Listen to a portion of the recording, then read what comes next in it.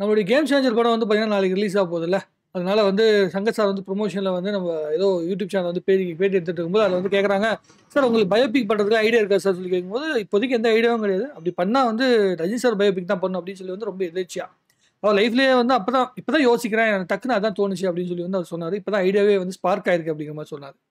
So Rajini சாரோட பயோபிக்கை சங்கர் சாரோடைய அந்த பிரம்மாண்டத்தில் அவருடைய என்ன சொல்கிறேன்னா ரஜினி சாரோட சங்கர் சாரோட ஃபஸ்ட்டு சில்வர் ஜூப்ளி படம் வந்து பார்த்தீங்கன்னா இந்த படம் தான். நம்ம சிவாஜி திரைப்படம் தான் ஃபஸ்ட்டு சில்வர் ஜூப்ளி படம். 175 டேஸ்ன்னு நினைக்கிறேன். 25 வீக்ஸ் வந்து அந்த படம் ஓடிச்சு அப்படின்னு சொல்லிட்டு. ஸோ அவ்வளோ பெரிய சக்ஸஸை பார்த்தவர். அந்த எனக்கு தெரிஞ்ச வரைக்கும் தலைவருடைய படம் ரஜினி சாரோட படங்கள்லேயே வந்து கடைசியாக ஒரு அக்மார்க்கு ரஜினி சாரோட படம் அப்படின்னு சொல்லி பார்த்தீங்கன்னா, பேட்ட படத்துக்கு முன்னாடி ஒரு படம் நீங்கள் எடுத்துக்கிட்டிங்கன்னா அது வந்து சிவாஜி திரைப்படம் தான். சிவாஜி திரைப்படம் கொடுத்த இம்பேக்ட்டு அது சர்வசாதாரணமான இம்பேக்ட் கிடையாது. 70 டேஸ் வந்து அப்படி ஒரு ஓட்டம். நான் வந்து திருவள்ளூரில் அப்போ படிச்சுட்டு இருந்தேன். அப்போ வந்து பார்த்தீங்கன்னா 100 நாட்கள் அந்த படம் வந்து ஓடிச்சு. 100வது நாள் வந்து ₹10 டிக்கெட். 100th டே வந்து ₹10 டிக்கெட்டு 4 ஷோ. அது வந்து என்னோட ஃப்ரெண்ட்ஸ் அத்தனை பேரையுமே தியேட்டர் கூட்டிகிட்டு போய் பார்த்தேன். அந்த சிவாஜி படத்தை ஒவ்வொரு 10 நாளுமே வந்து நான் போய் படம் பார்த்தேன். சிவாஜி படம் வந்தப்போ அப்படி ஒரு இம்பேக்ட்டு.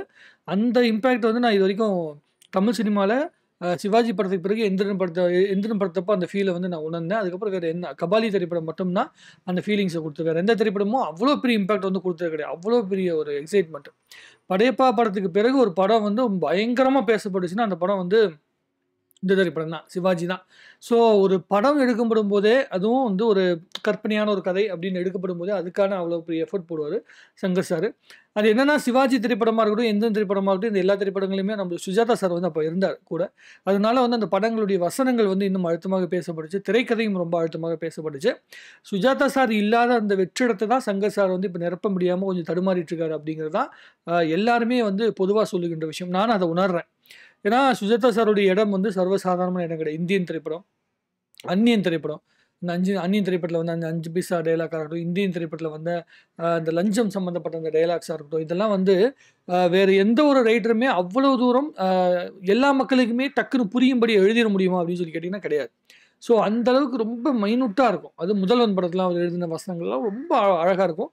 ஸோ இப்போ ரஜினி சாரோட பயோபிக்லாம் வந்து சுஜாதா சார் எழுதுகிற மாதிரிலாம் இருந்துருந்துச்சுன்னா அந்த பயோபிக்குடைய அந்த என்ன சொல்கிறதுனா அந்த ரெஸ்பான்ஸே பயங்கரமான ஒரு இம்பேக்டாக இருக்கும். ஸோ அது வந்து அது நடக்கணும் அப்படின்னு வந்து நானும் ஆசைப்பட்றேன். சங்கர் சாருக்கு எப்படி அந்த ஸ்பார்க் வந்துச்சோ அது மாதிரி. வேள்பாரி படம் வந்து அடுத்து பண்ண போகிறதா வந்து பேசப்பட்டு இருக்குது. வேள்பாரி திரைப்படமும் இன்னொரு படம் ஏதோ ஒரு ஸ்பை த்ரில்லர் ஒன்று பண்ண போகிறதா வந்து பேசப்பட்டிருக்கு. அது ரெண்டுமே பண்ணி முடிச்சுட்டு அதுக்கப்புறமேட்டு பயோபிக் பண்ணணும் அப்படின்னு சொல்லி கூட எனக்கு ஆசை. அது வந்து நடந்தால் மிகப்பெரிய சந்தோஷமாக இருக்கும். அந்த ரஜினி சாரோட அந்த லைஃபை லார்ஜர் தென் லைஃப் அப்படின்னு சொல்லுவாங்கள்ல, அந்த கேரக்டரை சங்கர் சார் மாதிரியான ஒரு மிகப்பெரிய பிரம்மாண்ட இயக்குனர் வந்து பட்ஜெட் கன்ஸ்ட்ரெயினே இல்லாத ஒரு மிகப்பெரிய ஒரு இயக்குனர் வந்து பார்த்தீங்கன்னா பண்ணும்போது மிகப்பெரிய ஒரு இம்பேக்ட் வந்து உருவாக்கும் அப்படிங்கிற மாதிரி தான் எனக்கு வந்து தோணுது. சரி, கேம் சேஞ்சர் படத்தை பற்றி பேசலாம். ஏன்னா சங்கர் சார் பற்றி சொல்லியாச்சு. அந்த விஷயம் ரொம்ப சந்தோஷமான விஷயம். தலைவர் அதுக்கு வந்து பர்மிஷன் கொடுத்தாருன்னா அதை கண்டிப்பாக பண்ணுவார். கேம் சேஞ்சர் படத்துடைய ட்ரெய்லர் பார்த்த பிறகு அந்த படத்தில் வந்து அவர் மிகப்பெரிய எஃபோர்ட் போட்டிருக்காரு. பாடலுக்கு மட்டுமே 90 கோடி 100 கோடிக்கு மேலே செலவு பண்ணதாக சொல்லப்படுது.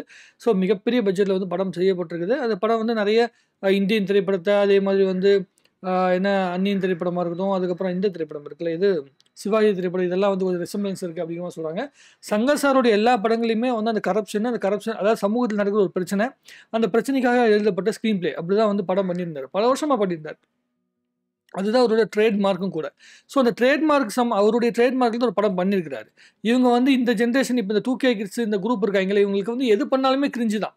இவங்களுக்கு வந்து எதுவுமே ஏற்கனவே வந்திருக்கக்கூடாது. ஆனால் இவங்க வந்து எல்லா படமும் வந்து பார்த்தீங்கன்னா வந்து ஃபாரின்லேருந்து ஒருத்தன் வந்து இப்போ எப்படின்னா இந்த ரீமேக்குங்கிற வேர்டை வந்து நம்ம ரொம்ப தப்பான வேர்டாக சொல்லிட்டு இருக்கோம்ல.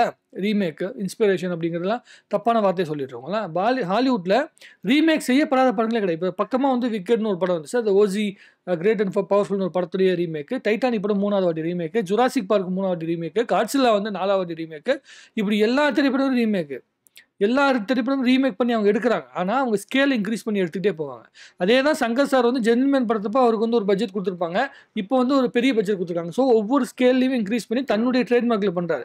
நீங்கள் புதுசாக ஒரு கதையை யோசிச்சு பண்ணணும்னு சொல்லி தான் 2.0 படம் பண்ணுறாரு. 2.0 படம் வந்து திரைக்கதையில் வந்து சில தொய்வுகள் இருக்கலாம். ஆனால் வந்து அந்த படம் வந்து டெக்னிக்கலாக மிகப்பெரிய அளவுக்கு சவுண்டான ஃபிலிம். ஸோ ஒவ்வொரு விஷயங்களும் அவருக்கு அந்த நேரத்தில எது இன்ஸ்பயர் பண்ணுதோ, எது படமா பண்ணணுமோ அத தான் வந்து அவரு படம் பண்ணியிருக்காரு.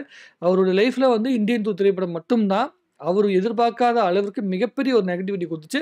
அது இந்தியன் 3 திரைப்படத்து மூலமா அது ரீடெயின் பண்ணி கிடைக்கும் அப்படிங்கிற அதாவது பழைய ஃபேம் இருக்குல்ல, அத வந்து அவர் மீட்டு எடுப்பார் அப்படிங்கிற நம்பிக்கை இருக்கு. எனக்கு கேம் சேஞ்சர் படமே ஒரு மிகப்பெரிய ஒரு அழுத்தமான கதையம்சத்துல தான் படம் எடுக்கப்பட்டிருக்கும் அப்படின்னு நான் நம்புறேன்.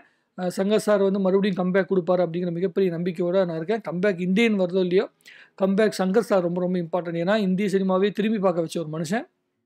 இந்திய சினிமாவுக்கு ஹாலிவுட்ல இருக்கிற டெக்னீஷியன உள்ளுக்குள்ள கொண்டு வந்த ஒரு மனுஷன். லெகசி அதாவது நம்ம 300 படத்துலலாம் கிராஃபிக்ஸ் பண்ண அந்த ஆட்களா இருக்கட்டும், டெர்மினேட்டர் படத்துல வந்து ஒர்க் பண்ணவங்களா இருக்கட்டும், மென் இன் பிளாக்ல ஒர்க் பண்ண காஸ்டியூம் டிசைனர் உட்பட எல்லாத்தையும் வந்து தமிழ் சினிமா கொண்டு வந்த ஒரு மனுஷன். தமிழ் சினிமான்னு சொல்றத விட இந்திய சினிமா கொண்டு வந்த மனுஷன். ஸோ அப்படிப்பட்ட மனிதனுக்கு இதுதான் ஃபர்ஸ்ட் டைம் வந்து ஒரு டவுன் டைம் வந்திருக்கு.